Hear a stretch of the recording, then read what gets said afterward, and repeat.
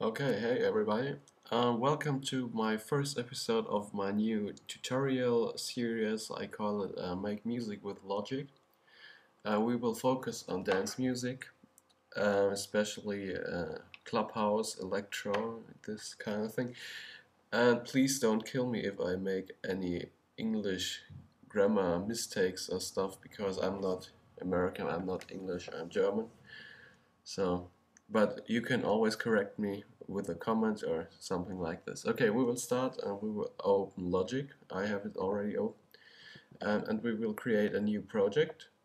And either you press CMDN or you click this item here. Okay, and we will create just an empty project with nothing inside. We will create two audio tracks because we have one kick drum sample and a clap sample which are both audio files, so we can drag them into our project. We have those two tracks now here. The first one we call kick, the second one clap. Okay, and we will add a bass too in this tutorial, so we create a software instrument also. To be exact, two software instruments because we will layer the bass. So we have one main bass and a bass for the higher frequencies. Okay, now we have 4 tracks, and we will call this main bass and this bass layer, and yeah.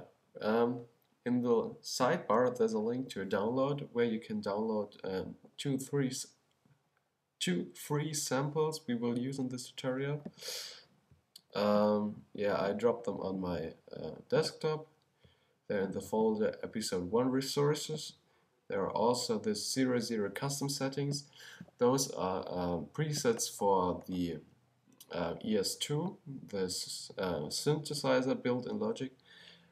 You have to drop these into this location, your root name, library, application support, where we have Logic, plugin settings, and then ES2. But as you can see, I have them already here, so I don't have to do this. But you have to do this before you open Logic, because they won't appear if you do it while Logic is already open. Okay, to start we will drag the kick sound, which sounds like this. Yeah, this AIFF file. We will hold and drag it right into Logic, and as you can see, this small block appears, and this is called a region, and this region is our audio sample and is played one time, but we want four bars of kicking, so we select it. Yeah, press the option key. So we select it, press the option key, and hold it. So, and then we drag it to another subposition, and as you can see, the cursor turns into a hand which has a plus inside. That means we are not moving it, we're copying it to another location. And if we stop holding it, we have 2 of them. And I do this for bars now. You have to drag the option key all time while you're dragging it, and we have to release your mouse first because otherwise it won't copy. Okay, now we have 4 bars and we will turn on cycle, so if we play it, those 4 bars will be repeated all over again, and we play it now. Okay, as you can see, it's a bit slow, so we crank up the BPM, the beats per minute, from 120 to 128. That's one of the standard electro house speeds. Now it's a bit faster. Great. Okay. Now we need our clap. So we go back to Finder, select the snare sample. It's actually not a clap, it's a snare. And we drag it here. And now we have this too. And we copy this not on every position, and on every second. Like this, for 4 bars again. Okay, and now these are all wrong, but if we move them all one subposition to the right, it's exactly how I want it to be, and you can hear it. Sounds pretty familiar to all this electro stuff. Okay, let's add the bass. I know those 2 tracks don't have any effects, no equalizer, anything on them. We will do that later in the next episode maybe. And yeah, let's just start with the bass.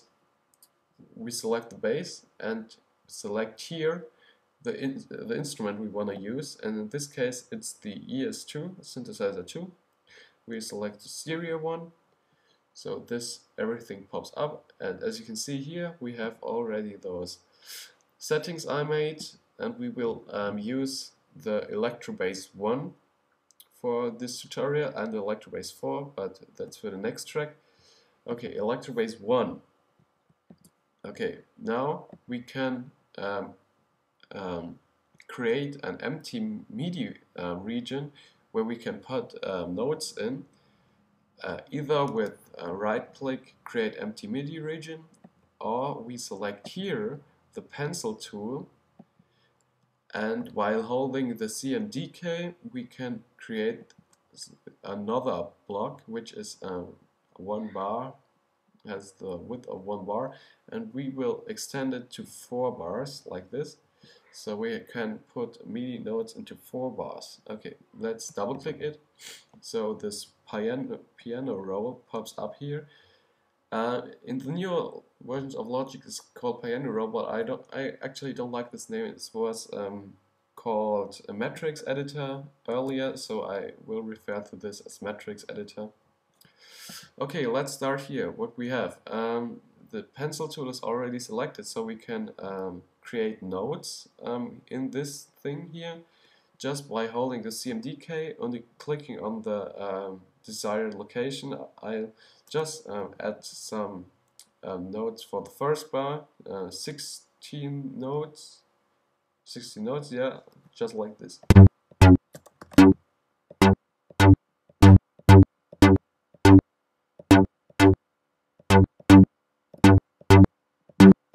Okay, now we have 16 notes on the note G, but it's a bit too high pitch, so we will drag it 12 tones deeper. Okay, if we play everything together, it sounds now like this. Sounds kind of crappy, so we will add swing to this by selecting it all, and then where here is off 3840, we will select 16C swing. That's kind of the usual swing we will use for all this electro swing stuff. And now, as you can see, all notes kind of all second notes shifted a bit to the right, which means they are affected by this effect and cause the swing. And now it sounds kind of like this. Okay, sounds worse than before.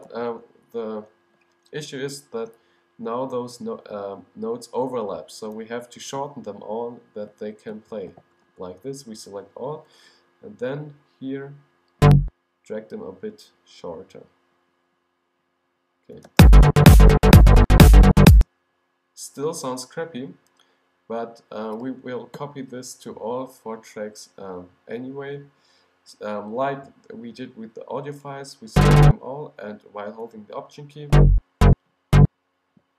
we drag them to all 4 bars like this.